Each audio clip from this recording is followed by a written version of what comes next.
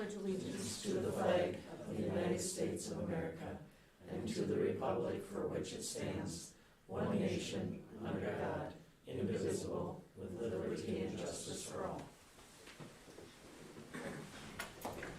Okay, 3.0, approval of the agenda. We need a motion. I'll make that motion, and I'd like to ask if we can move the public comment section to later in the meeting, as an individual, I believe, is coming to share some of his thoughts. Okay, I need a second though. No second? Second. Tate. Okay, and I'm gonna also request that we take the, under the consent agenda, move, retirement of Superintendent Rodarius to 7.5 under the business items. I'll add that to my motion. Anything else? Anybody's got on that? No? Okay, so your motion is then to move the retirement letter to 7.5 and then also to delay public comment until the end of Correct. 7.6 or whatever. Okay, all right. Those in favor say aye. Aye. Those opposed, nay. Motion carries. All right, we'll skip the public comment for now. 5.0, approval of the consent agenda. Can I get a motion? So moved. Second. Who said that? Me. Mike. I would just like to bring up, and I talked to Jim a little bit about this today, but Dana Johnson has been a valuable coach for quite a few years, and I think she would like to continue. If there's some opportunity for her, Jim, that you can maybe work with her or talk to her about something there, so. These are just recommendations that I give on coaching positions, and you look at numbers and how many teams, and we've definitely been struggling with enough girls to have 3 teams for C, B, and A for a few years here. We've been able to sneak some games in, bring some 8th grade girls up and do that. So again, the extra coaches are nice. It is. She's been really helpful when if something goes on in the locker room. If we have some girls that need some medical attention, they're more comfortable with Dana helping, obviously. But again, with 15 girls out of 9, 12, we're not going to have a C team. It's going to be probably a little bit of a struggle to have a B team. So that was why I didn't recommend, having a C coach. But it doesn't mean, we can't have it, and there are some other options. We have about 10 8th grade girls, 10 7th grade girls. It's really hard to, I'll just give you an example, RCW's taking their 7th and 8th grade, moving them up to a C team and canceling their junior high season. The problem with that, I don't know if it's exact, but about half of our games this year, the teams don't have C girls team. So when you do that, they lose games also. So, that one option that I can visit with her about is we could try to move the 8th grade up to the C squad, which would give them which would keep her on as a C coach, give them a full season, where they usually don't start till January 3rd. And then after Christmas, I guess I would expect that she would go down and take the girls to the 8th grade games rather than, if they're going to the varsity games, I really believe about 50% of the time they're not going to have a game, so we don't want to take games away from them either. So that is one option, but this is just a recommendation, and if the board, looks at it differently, I have no problem with it one way or the other. I would agree with you, Carmel, and I think it's nice to have a female coach that can go into the locker room, especially if there's issues or whatnot, because not all the times is it appropriate for a male to go in, so it would be nice if we could have that female coach with the varsity team. Right. And my, the numbers. So. Yeah, and like I said, I'm not against it at all. The thing, you always just have to be careful. Then all of a sudden we have 8 kids out for golf, and a couple of golf kids want another coach. We usually try to go by numbers, but it doesn't mean we can't make exceptions. You just always have to look at the precedent we set to them, as well. But I'm good with. Is there a whatever the board's possibility interested too, Jim, if you discuss with the AD of the teams we're playing, maybe they would, consider the same thing, their 8th graders playing our 8th graders as a C game that night only, or, you know, on a game-by-game basis. Yep, we've I already know set it's that more up with work. RCW. Yep, Problem is, with the junior high season, and we do the second half of the season, we already have we work about 12 games and plus a tournament or two, so sometimes it's Sure, it gets- pretty busy, but yes, we will, I mean, I always look at that. and, yeah, and I mean, out of respect to her too, she's been coaching them for a few years Mhm. already, and it's hard to say, sorry, we don't need you this year, but maybe next year, so. So what would you guys like me to do? I agree with Carmel and Deb, I think if there's a way you can make it work. I think you should try and figure out a way to include her, I think. Could it be like an assistant coach or something like that, or? Well, that's what the C is. Yeah, Would he assistant yeah. coach? Okay. And so maybe, you know, I know you talked about the numbers, and I absolutely agree with that, it's kinda hard to justify for one sport and then not the other, but maybe it's because of the gender issue. Even if it's gonna cost us a little extra money than what, I mean, we could possibly save some money by not hiring her, but I think she's probably a good asset to have her included in it, even if we per se don't need her, but I think we do need her, Okay. so. And it's hard to find coaches already, so. I haven't noticed.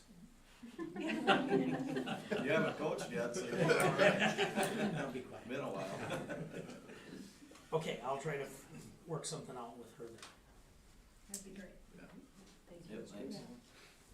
Anything else on that consent agenda then? Good, if not, those in favor of approving it, say aye. I Those opposed, nay. Okay, that's carries. All right. Next, we have the communications report, and if it's okay with you, Jed, we're gonna start with you so that you can move on to your concert. Yeah, absolutely, thank you very much. I'm in a little bit of a different spot, so I'm gonna shift a little bit so I can see everybody. Good evening, thank you very much for taking the time to be here tonight and listening to my report. I highlighted my report really in a nutshell as student support. And what I wanted to do is I wanted to just show all the different ways that it really hits fast, really quick at the beginning of the school year. September and October are full of a lot of different things that we do to make sure that we're giving the students the support they need, whether it be a little bit of health stuff with vision and hearing screening, whether it be starting to do the curricular elements, or even career explorations is really a big thing. And so I highlighted that. One of the really cool ones that I have in that first bullet point there is the Scrubs Camp. And that was a health-based opportunity in Laverne. That we took a group of 12 students. By far we had the most there. There were only 70 that were allowed to be able to be at the event. And we had 12, so we took a bus. And the really cool thing was that we were able to, Nurse Laura Dannon was the one who was able to be the chaperone for the trip. So she was able to provide her insight into the various areas of healthcare that, most of the time I think we usually think of, anesthetics and nurses and CT scans and that kind of stuff, but there's so many different areas that students can have exposure to, that this was one of those opportunities that was really well received. And then of course we had our senior job shadow day, I believe it was last Friday. And then we even have 2 more events that are coming up. We have one for our special education students called Project Discovery. And so that's gonna be taking place, I believe it is Wednesday this week. And then we have another one, the Midwest campuses. They offer a whole broad selection of opportunities for students to go attend sessions because each campus has their own unique specialties that they offer. So Mrs. Plague is gonna be taking her career explorations class to the second campus. I think it's in Canby. This coming Thursday. So again, this is something that I'm pretty passionate about, and whether it be offering more curricular opportunities or the career exploration piece is something that I've given Mrs. Brisley as a counselor a full green light to make sure we're offering those opportunities for our students to be able to figure out what they're doing, because I think back to my own experience of how I had it in 8th grade, and if you would asked me in 8th grade what I was going to do, I was going to play professional football or I was going to run a highly successful business, and you can see neither of those have happened. So it's just it's good for our kids to have. November and December tend to slow down a little bit. We've got our fall choral showcases this evening, and then we have NHS tomorrow night, and then we have the blood drive coming up in early December. So as we head into the holiday season, things typically slow down. So we'll kick back up in earnest in January, and we'll just keep rolling right along. Any questions for me? Thank you. Thank you, Jim. All right, now we'll go back up to Dan from ICS. Alright, thanks for having me. I'm just gonna do a quick update on the budget as we're kinda getting down to the end of the road here. So just an update on kinda where the overall budget's gonna pan out. I've been zeroing out some numbers. Kim and I are talking about some of the equipment numbers and then some of the final things that are gonna come in with, as we close out with some of these contractors. There's a few open items that are in discussion. So to start out, I'll just kind of highlight the budget, and I shrunk this down so we could get a better view. I took some of the numbers out, but the main numbers are there. So all of the funding sources total these amounts, but I wanted to highlight that we added that $707,000 of those general obligation funds that were approved in August into that overall project balance. And then as far as contingency goes, we have about $193,000 that'll be left over at this point. There's still some pending numbers, like I said, that we're looking at. And then also zeroing out some of the fee budgets, like the general conditions, like the dumpsters, all the stuff, the toilets, all the supplies on site that when we originally put these budgets together, it's a budget number and it's reimbursables. Well, we were able to do pretty good on those and do some pretty good savings. So we actually kind of got we got about $210,000 out of that, just even like permits that didn't quite cost what we budgeted at. So all together, we're looking at about 1.1 million, and I gotta say thank you for the way working with you guys and how the bid went. I mean, we did almost everything we could think of to this place as far as getting those additional classrooms because the bids were favorable. Extensive renovations, adding more of the existing rooms this last summer, kind of updating as much as we could. Pretty nice equipment. I think most of you have been through the building. Shop upgrades. It's a pretty sweet metal shop that you have now with all that equipment. So, I mean, the timing was right. Right now, some of the projects we have, it's tough. The budgets are so tight, but, so thank you. If you have, is there any questions on the budget, I guess? I want to say thanks to you guys. ICS, you guys did a really, really, really good job of crunching the numbers and never presented us with stuff that was way low or underbid anything. So that's why we've got this kind of nice surplus at the end here, because you really did your work. Thank you. Thank you for Now that. I get to push all the contractors to get their punch list done, or else we won't pay them. That's right, that's right. So, all right, thank you. I gotta say too, can I add something? Sure. Been through I don't know how many tours with you, Dan, but I was so impressed, I brought in a group from another board I'm on, and just their efficiency and Brad, who probably didn't make a lot of friends with all the different contractors in here. 2/3 of his day every day was making sure things were getting done, and it's a very impressive company. I've bragged you guys up to quite a few people, so thank you. Yeah, and Brad doesn't come to these meetings much, but he was the backbone. And it's funny, during the project, they're not his friends, but they really appreciate how his scheduling works, because he looked ahead, and in the end, they all thank him. It's just, the day-to-days are now, it's Yeah. nice and Yeah. rose-colored, but no, everything went well, and we're gonna keep closing out strong, and with the demo, getting that moving forward and everything, so, yeah, thanks again. Yeah, on time and under budget, that's fantastic, so. Usually you might get one of them, but. Yeah, exactly. Usually neither. Neither, right, especially with the crazy, I think we got really, really lucky with timing, Oh, it was really, really within lucky. months, Yeah, somebody was watching out for us there, so, yeah, so kudos to all of us, I guess, for pulling the trigger at the right time.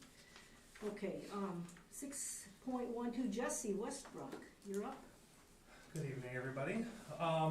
So most of the kind of the details, the process we went through on getting our cyber incident response plan put together, or I kind of put in the report, but the biggest thing with, it's a very long, extensive document that Sherry and I spent a healthy amount of time on. I worked with those different, coordinators, directors from the Wilmer and Hutch and those other LCTN schools.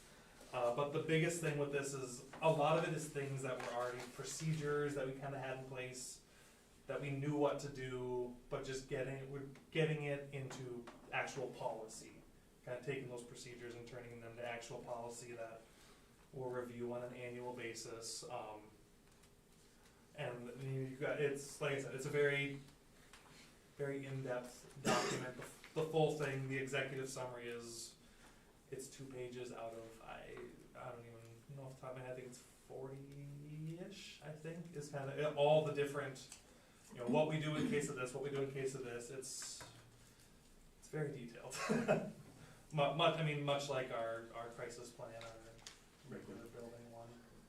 Just something that we definitely needed to kind of codify and get in better shape. So, what questions do you guys have for me? Obviously, knowing you haven't, you don't have the full giant document. Well, you do. Yeah, I see you looking at it. So, just wondering, is this, the CIRP the same as the CISP on the agenda?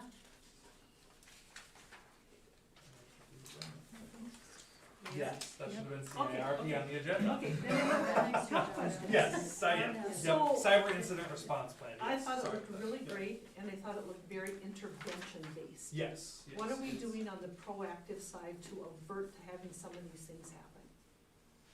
Honestly, a lot of it is just kind of keeping on top of our monitoring, making sure our updates are in place, making sure we're checking on things, looking over different logs of our systems, knowing what systems we have, who to contact, some of our third-party things, making sure that they're on top of their updates, because, talking to some of the other districts, they run into that a lot, where things just, they're assuming the vendor is taking care of their equipment, and they're not.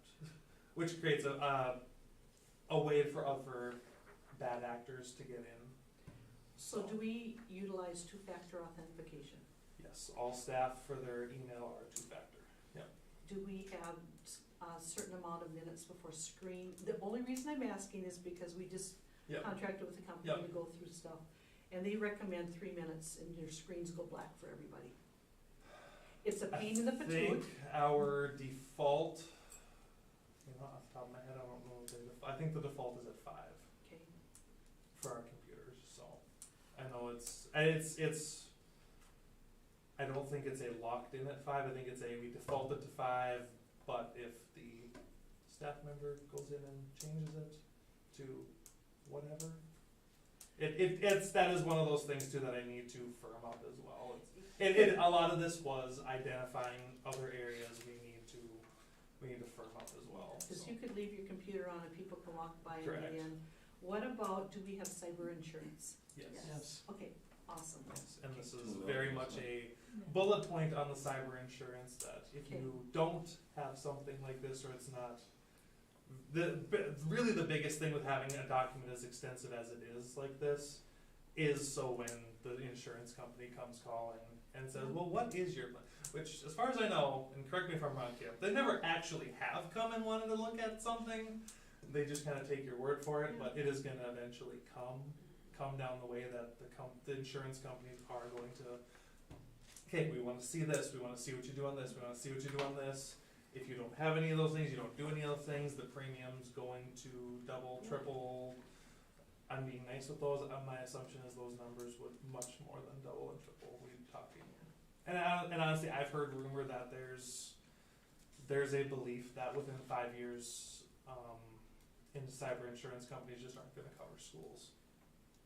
Like, there's a belief amongst kind of tech coordinators that that's a possibility, that the insurance company is just gonna go, schools are too big of a risk. They just, whether it's a budget reason that they can't do all the things they need to, or whatever. To be honest, the children are a risk in a lot of ways.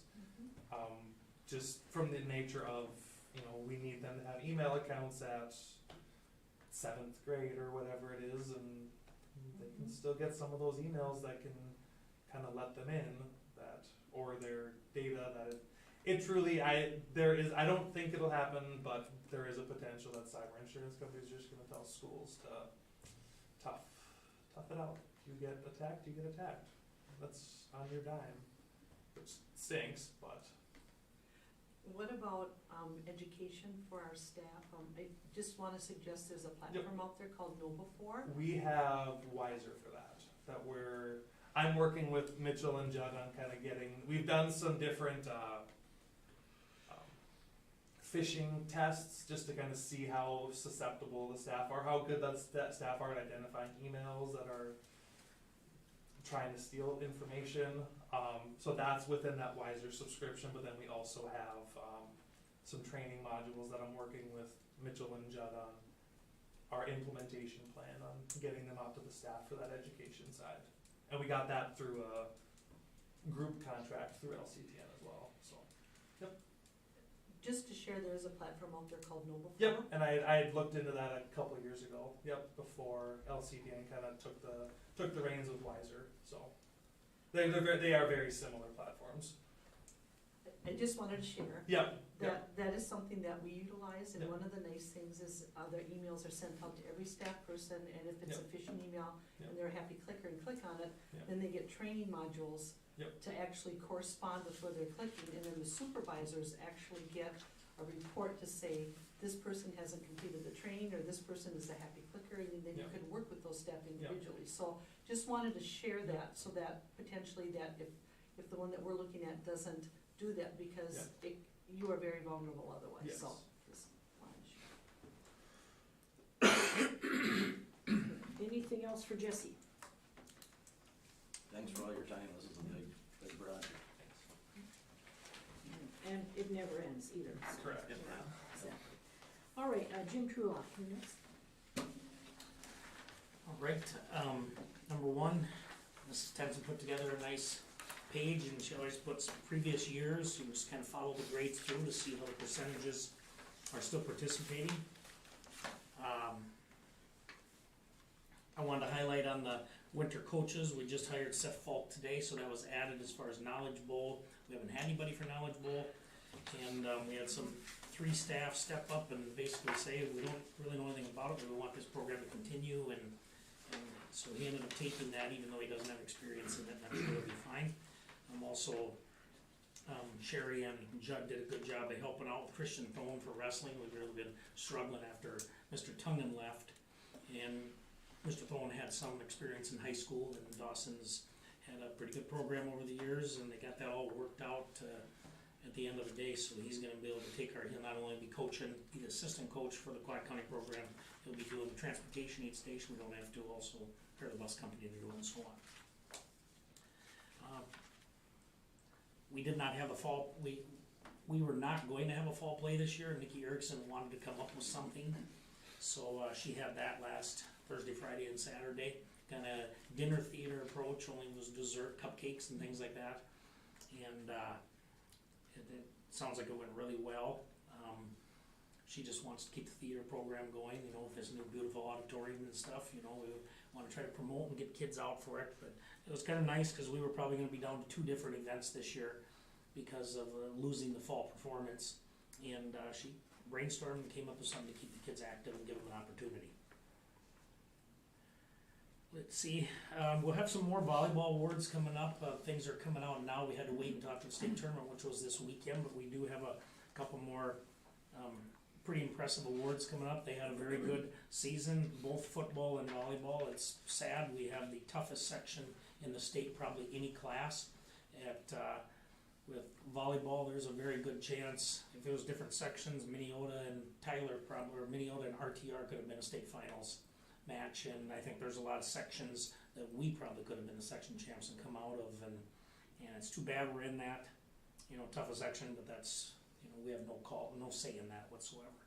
But they had a good season, and like I said, we'll have a few more awards coming out. They did win the North and lose to Minneota, and that's who beat us in the subsection finals as well. and then Minneota did this weekend, we're gonna win the state tournament. Mr. Johnson came out, did a great job this year, we did get a few more cross-country runners out, he goes out and runs with them every single day, I mean, the kids like that, being a little more interactive, and I just think I think he's that person, I think he's gonna continue to help this grow, and it's nice when we get a few more numbers out each year. Tennis, again, record 5 and 10, but our numbers are as good as they've been for as long as I remember. I think we had 26 girls out, and actually, Tate Knuckleby made it to the section semifinal. We have not had that for a few years, probably since we had a team go to the state tournament. And so numbers are growing, which with numbers growing, we're going to get more competitive as well.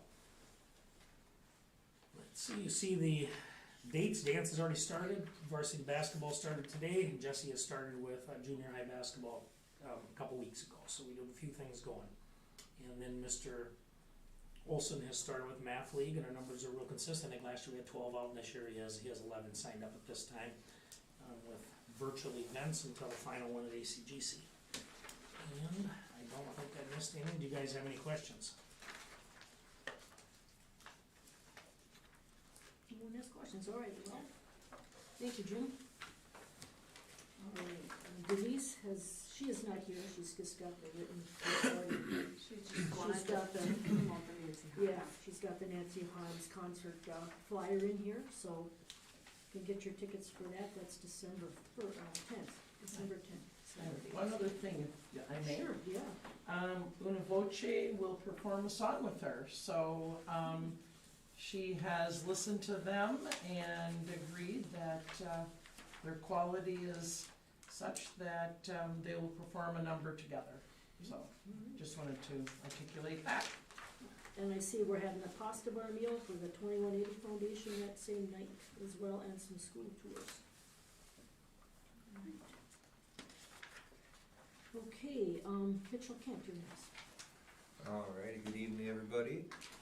As promised, I have some of our star results for the fall benchmarkings. You'll notice that there is not anything listed for kindergarten. Right now, they only test 3 times a year, so they'll do a little bit later here in the fall, and then they do winter and spring, where the other grade levels test 6 times throughout the year. So what I can do going forward is every time there is a new round of benchmarking, I can bring those results in so you can compare those if you would like to see that. Just so we can kind of get an idea of what the grade levels are looking like in reading and math as the year continues on. So hopefully you can see some growth within that. Our elementary PLCs, we've been focusing still on our multi-tiered systems of support. This month we're really looking at our math MTSS. So we'll have our staff breakouts with that on Wednesday morning this week. And that's an area that, like I said, I think we're definitely still growing in. I think we're ahead of a lot of other districts in this right now, which is good, but definitely an area for us to continue to grow in as well. Veterans Day program, I don't know, I'm guessing Sherry's gonna talk about this a little bit, so I'm gonna try not to touch on it much other than it was just a great program to get to use the auditorium for the first time. I'm glad we got to use Veterans Day for that, so I appreciate Sherry pushing for that, and ICS and everybody getting that ready to go.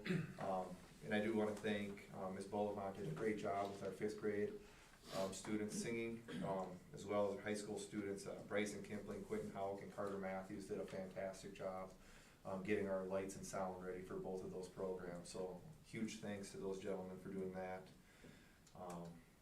Last couple things, curriculum review. I've got some feedback from teachers now, seeing on what we will do with our math curriculum going forward next year. So we're trying to stay ahead of that. And our elementary PE position is still open. We had a couple leads on that have kind of gone out now, but I'm going to look at expanding the search. We checked with some of the local colleges, but I'm going to go out a little bit further here going forward, seeing if they have any students graduating in the fall semester here with that. Then the final item I have is just coming up sooner than it feels. elementary holiday concert will be on December 15th.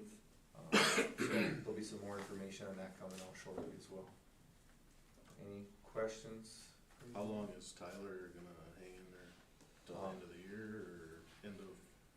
He will, through Christmas break? through this calendar year, for sure, he'll stay through Christmas break.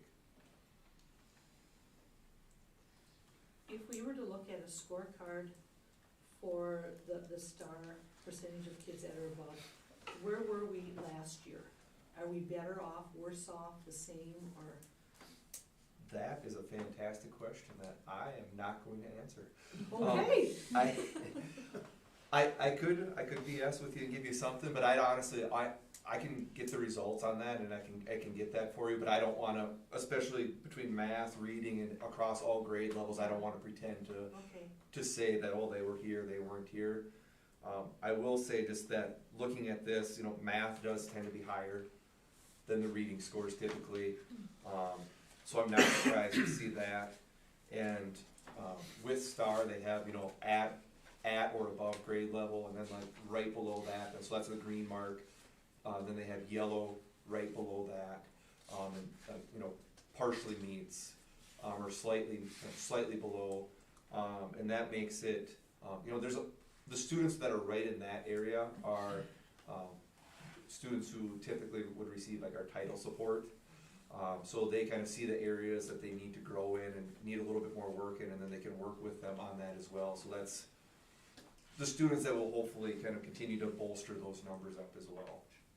But I can get that for you as well if you'd like. Thank you. I Yeah. appreciate your honest Oh, answer. I'm not gonna get too deep into It'd be nice that. to see if we've made improvements, cause I know we've talked about different curriculums, but do you have any thoughts about why the second grade took the dip? And that's why I was wondering, were they lower last year too, and did they progress? Or And did that, they- yeah, I was gonna say, so we can look at and seeing where all second grade was last year, but then you can kind of go across and see what did their first grade scores look like as well, which will be a little bit trickier because this is our first year using STAR, Okay, which could be part of the sure. Okay. So, confusion, because last year we used STAR just third grade and up. Okay, so it says it says you test 6 times a year, so you're probably testing again in December? Yeah. Okay. So like I said, that depending on when that date is, I can get that for you, for our December meeting. But if it falls right after that, or, Beth Gustafson's our data coordinator, she does a great job with that. But even getting all those results in, sometimes it takes a few days to get everything rounded up. So like I said, worst case scenario, we'll have updates at our January board meeting, but depending on when that test date is, I can have that for December. That'd be awesome, and maybe if we could get like a reflection looking back to see what progress has been made. Yeah, so I will- Especially in the same year. Yeah, we can get that for sure, especially from last year to this year now, but then, like I said, we can, try to get a chart with showing growth throughout the year. Yeah, that 39% reading for fourth grade seems really low. So, depends where they, And again, it's a depends where they were snapshot. last year, yeah, right, the last time we took the test, so. All right, well, it'll be interesting to see the Julie, next I time got they some. take it, I wanna give a shout out to our elementary kids and staff. I attended the afternoon program, and when you got, I was just looking here, 365 kids, is that right? For elementary, to walk in that room and the respect those kids had for the veterans, and you walked in there as a home, and it started, boom, quiet, and that was pretty awesome. So yeah, the fifth grade did an awesome job. Those little second graders went up behind the podium, couldn't even see, but they read their things, and it was well worth being there, so, thank you. Yeah, thank you all. Okay, Mitch, we already did yet, okay, Sherry, we're to you. So some of the things that are taking a lot of time, you see in your packet, and the West Elementary purchase agreement did come late on Friday. I sent it immediately to John Meyer, and he was gonna send it on to Richard. And I asked them to review it and get back to me. I haven't heard anything yet, but Julie and I had a pre-scheduled meeting that, Julie, when did we last meet with them? Was it late October? Yes, it was the last week in October. Yeah, 25th, I Yeah, believe. yep. to plan ahead and sit down with them after you get a chance to look at the purchase agreement, and then we will take that to them to review, then they'll review it with their nonprofit agency. And hopefully sign that for their December meeting, and then we'll be able to move ahead. They wanted to take ownership January 2nd, but if you read in the agreement, it says by January 15th. So I think it's all in line to make it happen for them. East Elementary, and Dan, if you want to add anything, I know you're working with that pretty intimately. There's a lot going on over there. ICS is helping Ardell. Plumbers, Ardell's working with plumbers, electricians. The big weight is still from the department, Minnesota Department of, which department is it? Labor and Industry? Yeah. And they got back and it's number 2 still. So We're still number 2. That's the big weight, is on their approval of the plan. Is that at the state level? Yeah. So anyway, Dan, I don't know if you want to add anything. Last I heard from Chris, we're hoping to be working on demo by Thanksgiving. That's But again, that's a hope optimistic, if- depending how long Yeah. the review takes, but, no, I talked with the Landwehr, the demo contractor, and they're ready. They have their demo license, or they go through some sort of, permit too, so they have that. And they're just waiting to get it on the schedule, and then been working with the city to get the temporary heat going in there, get some propane. Just cause every contractor we talked to said, don't just shut the building down, that floor is gonna shift, so keeps the heat, keep it at like 50 degrees, and, the city will secure the building, and then hopefully. You and Chris are working hard. We'll go through, but Yeah. I think that's all in the works as well, so. Thank you for working with Ardell on that and keeping that moving. Veterans Day, awesome. Like you said, like people have said, the kids were very respectful. I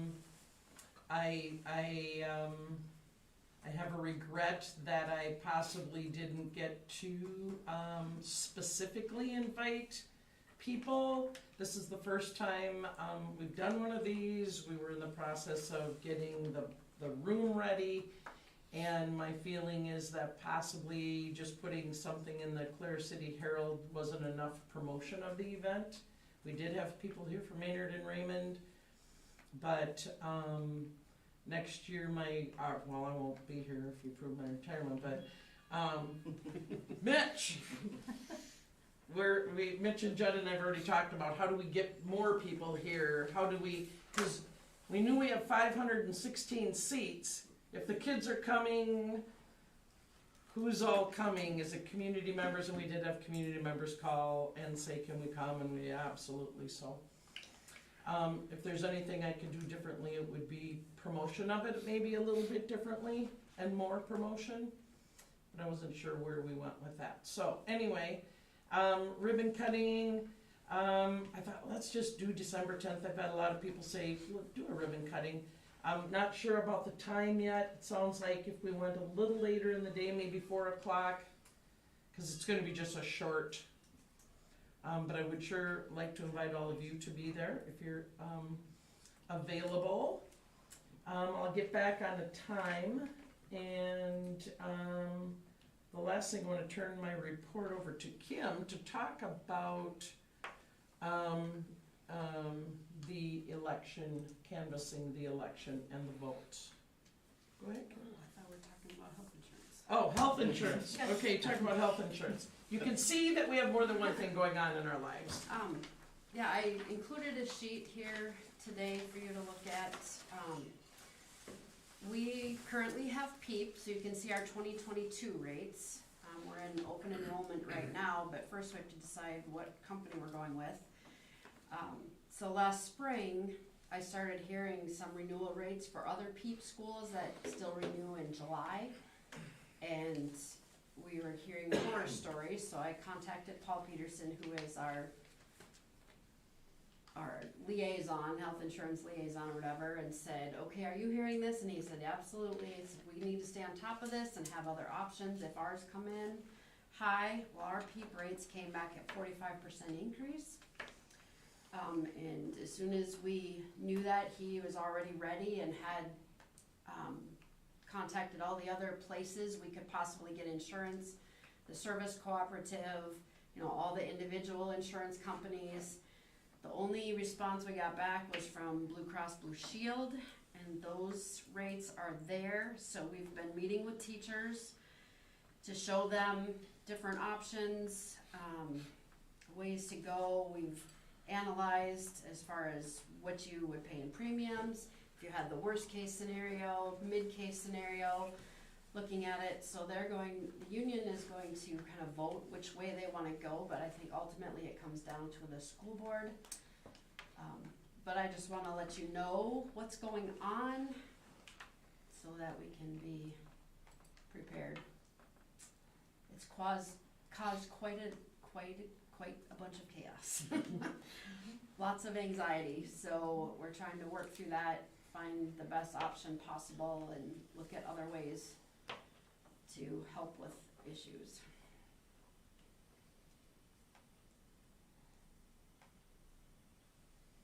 And it is what it is. Everything's going up right now. We've had a couple of high usage cases that have kind of helped drive it up a little bit, so in a few years, once those kind of go off our history, hopefully we can get them down if we can keep usage down, but you can't control that, I mean, part of it's COVID, so. Yeah, I just wanna say Kim has met with individual teachers. She's had a presentation in the auditorium last week with all of the teachers and called Paul in today, and she and Nikki sat with Paul and had individual meetings with teachers. So, they've been very well informed. Been able to kind of think about their own personal, needs for insurance and their use, and met with Paul also, so.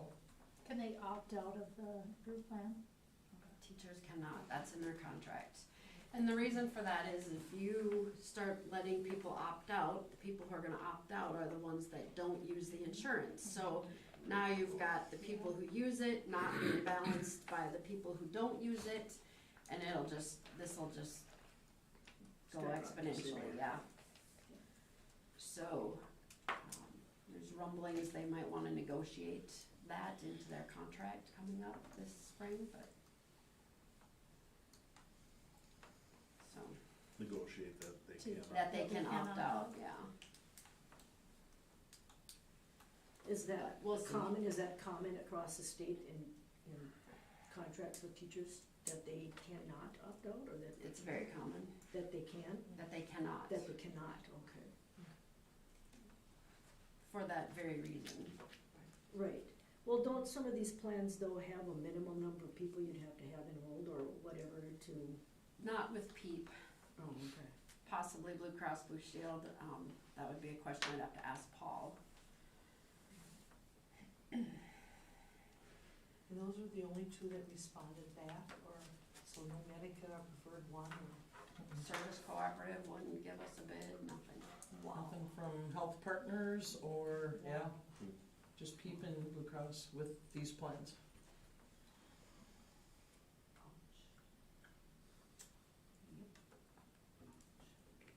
Are you required to offer insurance as a school district? I mean, what if everybody just had to go on their own like that? I mean, if you didn't get anybody to quote you on your rates, you wouldn't have any choice. Right. Or you'd have to They stay want with something me instead or then. Yeah. Mhm. Tougher to find teachers. Yeah, And health insurance is so important, it might be also hard for labor shortages the way it is to find people to come if there's no insurance benefits. Well, I mean, if people sometimes think they can get a better deal than this, that's not always the case, is what I'm getting at. If you go out individually, you're not part of a group, you'd be paying twice that much too, so. And potentially, they could apply for Minnesota Care too, depending on where they are, and their family size, and their income and whatnot. and we we even suggested that at the group meeting, saying, you know, it doesn't hurt to go and apply, because if you meet the qualifications, you could stay on this and they'll just reimburse you for the part of the premium they have to pay. Yeah, I think So everybody we- can apply, can't they? Yeah, so we Just- yeah. suggested, Started, so. Yeah. if it's that much of a hardship, go and Yeah. do that. Right, right. And make a plug, there's a lot of certified navigators out there for the miniature, so if people have questions about it, sometimes the website might be a little confusing if that's not your world. You know, there's certified navigators around, so you can go visit with those folks. Okay. And the last thing in my report is the, sorry, Kim, I said Nope, that's election all right. results. And we did get the results, just, Kim, you called Michelle, what, 3:34 this afternoon? Yeah, she She had just finished emailed them? it. Yeah. So we won't need to schedule a special meeting to canvass those, and we'll be able to get into that in the board motions. I don't have anything else. All right, any other questions for Sherry? We're gonna go to 6.2 committee, project oversight committee, that's you and me, Carmel. Yep. So right now, we're working on, athletic complex track and softball fields and maybe future football field. Anyway, we've got ICS helping us out and, coming up with a couple of options and price points, and we're trying to work with, elders and accountants and auditors and figure out how much money's out there that we've got to spend. There's money left over, like, Dan said, from the project. 1.1 million is what you are Little coming more up than with, that, a little yep. more than that. So, we don't have firm numbers yet, but, we're just trying to get our ducks in a row and see what's actually gonna be feasible. Carmel and I feel really strongly about going with turf instead of natural grass. If we're gonna do a field, if we're gonna spend that kind of money, you know, 3-4 million, whatever a complex might cost, that it's money well spent. But again, we'll have to crunch the numbers and, see what our options are. Yeah, just going around our conference and around the area, there's a lot of turf fields going in and hearing lots of benefits of it for FIAD classes. One thing that I've noticed is that they can practice in the spring when we have the really cold, wet springs. The artificial turf is available to practice on sooner than a natural field would be, so. Or for FIAD or whatever they're doing out there, so. We'd like to have a couple of more softball fields too, that helps out with, community ed as well during the summer. So anyway, that's kinda just where we're at right now, in the stage of figuring out what our options might be and what kind of price tag it would be. We've got that money, that 700-some thousand too, that we got from the bond that, they're encouraging us to use, not let that sit there too long, they didn't really give us a deadline, but, so we wanna keep the ball rolling and so. Julie, was that dollar amount included in that 1.1 million? Yeah. Yeah, Okay. yeah. Was there any discussion at the POC about education? We have student athletes and student comes first, like what else could we do? Do we need another classroom? I've heard we need more playground equipment, whatnot. So I'm just wondering, has those been discussions? And then also just to think, great for outdoor activities and whatnot, but what about the sustainability? About the upkeep, we know how much it costs, how many tens of thousands to upkeep the track if the weather's not correct and whatnot, that we've actually thought about that too, not just short-term but long-term. Actually, it has been a part of the conversation, the Okay. upkeep and the replacement rates, of track and, turf fields. Yeah, and grass. Yeah, yeah, actually, the turf ends up being less of a maintenance cost in the long run over natural grass. But again, like everything, it wears out over a certain amount of time. But I think the time frame now is quite a while. Yeah, wasn't Chris it? had said it's going, yeah, 12 to 15 Oh, years, I think they're getting even out of more it than now. that, It's, yeah. it's Yeah. getting better and better, the product. Right, right. So, yeah, so all of those things, but you know, you've got maintenance on one side, but you don't have mowing and striping and painting on the other. So, I mean, all of those things are balanced out, of course. What And- about gym? I'm hearing that a lot of schools that have gone to are going back to natural grass because of the injuries and whatnot. I haven't heard that. doesn't mean it didn't happen, but I mean, I know the couple schools that we have around here, we have two, both Lakeview and RTR have went to it, and the big promotion they gave was just how quick they can be outside in questionable weather and how much it's used for Phi-Ed and taking elementary kids out for playing, you know, because they don't wanna take them out in the muddy, but I haven't heard about the injuries. Okay. The old Vikings, Metrodome, that turf there are injuries on, but, the turf nowadays are supposed to be way better. Yeah, that stuff was brutal. So was there any discussions about other educational things like adding another room for preschool or? Well, we did talk about that, cause we kind of brainstormed a little bit about what else can we use this money for? But you know, I mean, when you're talking about 3 or 4 million, that's a lot different than just one classroom. I mean, there's other ways to get 1 or 2 extra classrooms that, granted, we could use this for, that money for this too, but there's other ways to finance some of those things. So we just wanted to look at the big picture and make sure we were looking at everything we could. So was the talk then about writing grants or using money out of the general fund to? All kinds of things are on the table, everything. So that's what we're investigating now. There was, Debbie, one, thing we talked about briefly was a, adding to the project a, trail for the YES group, Oh, that's science right, department. yes. Yeah. And having an outdoor classroom out there. Yeah, so trying to, I mean, it is an athletic or sports complex, but there's also an educational component, and that's what we were also trying to bring the science part into it with that outdoor classroom, so. But we'll have more information for that as we go on here and get more information, I guess, get more answers, so. All right, any other questions on that? Okay, if not, we're gonna go on to 6.3, board open discussion. Does anybody have anything I wanna bring up on that? I know we've got some guests that are gonna be speaking in a little bit of the public comment section, but I just wanna reiterate, I think that they were gonna be sharing about that. I'm really disappointed that we didn't reach out more to both Raymond and Maynard as an individual invitation to those veterans, to the Legion, to the auxiliaries, to come and participate. Not everybody gets the Sickler City Herald, not everybody looks on the website and whatnot, and it was very hurtful in the Raymond community, cause I heard a lot about it after they had their big get-together where they had probably 45, 50 people on Saturday night, and they spoke about it.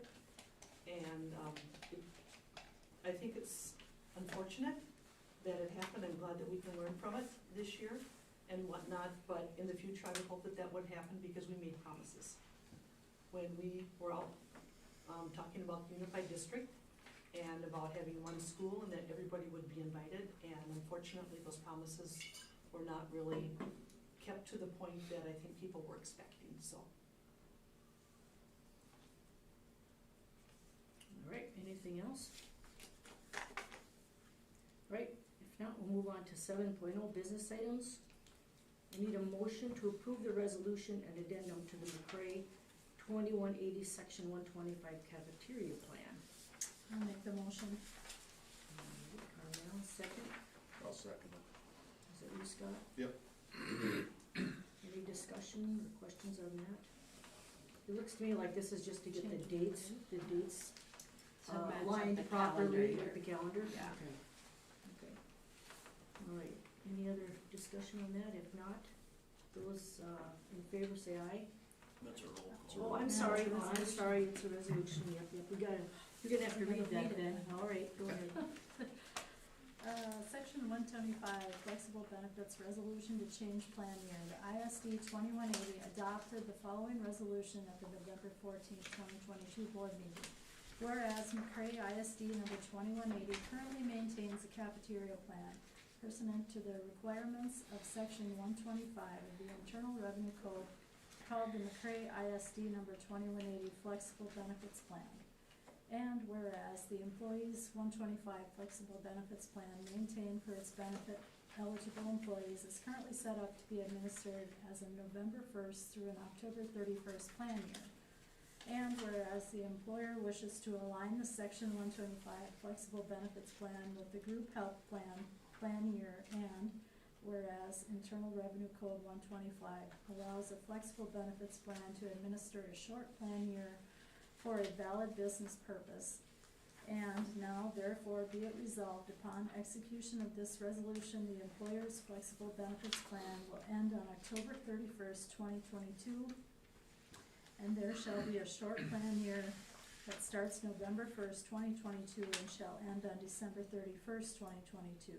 Henceforth, the employer's flexible benefit plan shall begin on January 1st and end on December 31st. Be it further resolved that the appropriate designees of the employer are hereby authorized and directed to execute and deliver all documents necessary for the proper implementation of the plan to ensure that the amended plan hereby approved is in effect. McCray ISD 2180-125 cafeteria plan adoption agreement has been amended in the following way. Original effective date of plan November 1st, 1991. Plan year begins January 1. Plan year ends December 31st. All other terms and conditions of the adoption agreement shall remain unchanged, said document being amended only as provided here. All right. So, we'll do a roll call vote. And I'll start with you, Kate. Yes. And Deb? Yes. Lane? Yes. Scott? Yes. Carmel? Yes. And me, yes. So that resolution is passed and adopted. Okay. 7.2, I need a motion for the resolution for canvassing the election results. I'll make a motion to approve the election results. Was Deb, I need a second. I'll second. Carmel. All right. And does everybody know what that is? It's, Deb wanted her, It's the last page. is it the last page? Of the canvassing results. Right before the cyber incident. Yeah. All right. There, the district numbers. District 5, that was you, Deb. In District 4, it's Mark Casella, and in District 2, it's John Hagemeyer. Okay. Anybody have any thoughts or questions about that? Okay, if not, we're gonna do a roll call vote. I'll go again, Tate Yes. and Deb. Yes. Lane, Yes. Scott, Yes. Carmel, Yes. myself is yes as well, so that's passing. That's a resolution. And that's a resolution. Oh, we needed to read that, I'm sorry. Yeah. Go ahead and read it, we'll do it over again. Sorry. Sorry. Resolution canvassing results of votes of school district general election be it resolved by the school board of Independent School District number 2180 as follows. It is hereby found, determined, and declared that the general election of voters of the district held on November 8th, 2022 was in all respects duly and legally called and held. As is specified in the attached abstract, in return of votes cast, a total of 1,496 voters of the district voted at said election on the election of 3 school board members for 4-year term vacancies on the board caused by expiration of term on the first Monday in January following the general election as follows. District 2, John Hagemeyer, 17. District 4, Mark Casella, 254. District 5, Deb Brandt, 297. Candidates Hagemeyer, Casella, Brandt have received the highest number of votes, are elected to 4-year terms, and will be sworn into office at the school board meeting, which will be held on January 9th, 2023. The school board clerk is hereby authorized to certify the results of the election to the county auditor of each county in which the school district is located in whole or in part. The motion for the adoption of the foregoing resolution was duly seconded by Carmel, and upon vote being taken thereon, the following voted in favor thereof, and the following voted against, whereupon this said resolution was declared duly blank and blank. Alright, we'll do it one more time. Tate, Yes. Deb, Yes. Lane, Yep. Scott, Yes. Carmel, Yes. me, I'm yes as well, so that is passing. Alright. Okay, 7.3 is actually a motion, not a resolution. All right, to approve the McCray CISP plan. So moved. RP. My bad. CIRP. CIRP. CIRP? Yep. Okay, who? Lane. Lane, all right, need a second? I'll second it. Scott, okay. And anybody have any other questions about that? It's what Jesse described to us earlier. All right. If there are no questions, we'll vote on that. Those in favor say aye. Aye. Those opposed, nay. Right, that motion carries. Okay, 7.5. Any other one? Okay. 7.4, I'm sorry. I scribbled over my notes. 7.4. A motion to approve the purchase agreement for the sale of the Maynard property to the Greater Maynard Community Fund. So moved. Deb, okay, second. I'll second that one. All right, anybody got any comments or questions about that? No, all right. Those in favor say aye. Aye. Those opposed, nay. All right, that motion carries. All right, now, 7.5 is to approve the retirement, submitted by Sherry Borderius. I'll Need a make that motion? motion. Carmel, okay. I'll Need a second. You seconded it, Lane? Lane. All right. Any thoughts on that? Change your mind yet? You mentioned I vote. Thank you. I'd like to thank Sherry for turning 4 months into 4 years. Yeah. I Exactly, appreciate it. absolutely. You sticking it out and all you've done for the future of the education in this district, because as far as I can tell, that's what you're looking out for is the kids in the future, so, thank you. Thank you very Definitely, much yeah, for everything definitely. you've done for the school and the communities. Left the district in better shape than when we started, so. Yeah, that's for sure. Hopefully strong onward, right? Exactly, yes. My kudos to the job you've done here, fantastic. So, and I think you've set the bar, raised the bar for us all, and hopefully we can just keep heading in that direction, so, thank you. Thank you. All right, those, in favor, say aye. Aye. Those opposed, nay. Okay, that motion carries. Okay, we've moved public comment here to 7.6, so who do we have? I guess, just start out, my name is Chris Schuler. Sure, okay. Yes. We live on the far eastern side of the district. We have 2 children that are elementary and middle school students here. I myself am a 1995 graduate of McCray. I do not subscribe to the local newspaper here, nor do I subscribe to the West Central Tribune. I do, however, have a social media account on Facebook.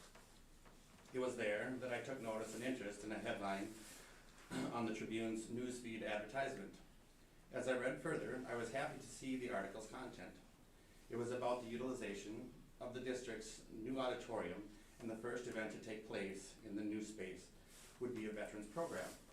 How wonderful. According to staff writer Macy Moore, Superintendent Sherry Borderius pushed hard to bring the details together to allow this plan to come to fruition. What a wonderful way to inaugurate this new space, right? As quoted by Sherry, I think it's a powerful statement for our students that the very first thing they see in the auditorium is a salute to our veterans. The whole construction pushed hard to have it done by Veterans Day. Another quote in the Tribune was, the pair of programs welcomed the Clare City Honor Guard and community members to sing, read letters and poems to veterans before witnessing an American flag folding ritual held by the Honor Guard members, along with several pictures highlighting moments throughout the program. A program held to recognize and salute all veterans, to thank all veterans, held in a setting to include and promote all community. One McCray. So why were the hats donned by the veterans that participated only representing Clare City? Why were the active veterans of the other 2 communities not asked or invited to participate in this momentous occasion? One community, one McCray, right? I question that. Isn't it just as important important for the young students sitting there to see their neighbor, or their fellow church family member, their familiar and recognizable veteran in attendance and participating as well. I come from the eastern side of the district. Raymond is where I am familiar with, so it is where I will reference. Raymond has a very active, long-standing leader, Peter Lightsey, Post 420. The community has a long-standing tradition of patriotic activity and community events for as long as my memory can recall. Memorial and Veterans Day have always been recognized and celebrated within the community. The fact that McCray community sponsored such a momentous event without even reaching out to or asking for inclusion from a very active branch of the United community is severely disheartening. If we're moving forward as one community, one McCray, shouldn't we show it? This isn't a small, inadvertent oversight overlooked by those involved with planning this event, but rather a lack of caring and paying attention to the details that create community and unity. Let this be a lesson learned. There are many promises made to all the people that are included and comprise this district. Let's deliver on our promises and not fail any of them. Thank you. Thank you. Okay, you're next. I am next. Yes. I am Ron Schuler, All right. and I'm the commander of the Raymond Legion. And I asked my executive board as well if anybody received a call for the Veterans Day program, and none said no. No response whatsoever.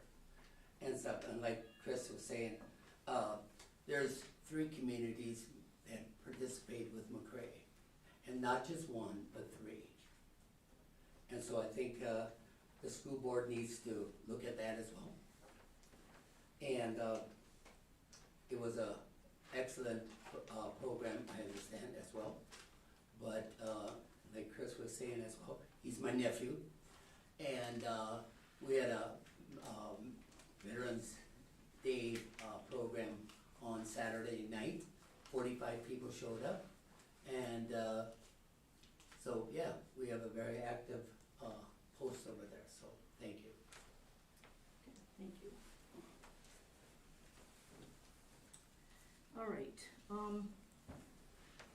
8.0, meetings, future meetings coming up, okay, truth and taxation presentations, December 12th, and the Crane board, and that'll be before the regular meeting. And then, the next board meeting after that will be Monday, on the 9th of January. We'll be swearing in the board members then. Okay, 9.0 adjournment, I need a motion. So move. Scott, second. Second. Carmel. Alright, any questions? No, those in favor say aye. Aye. Aye, those opposed nay. Motion carries, alright. We are adjourned at 7:08.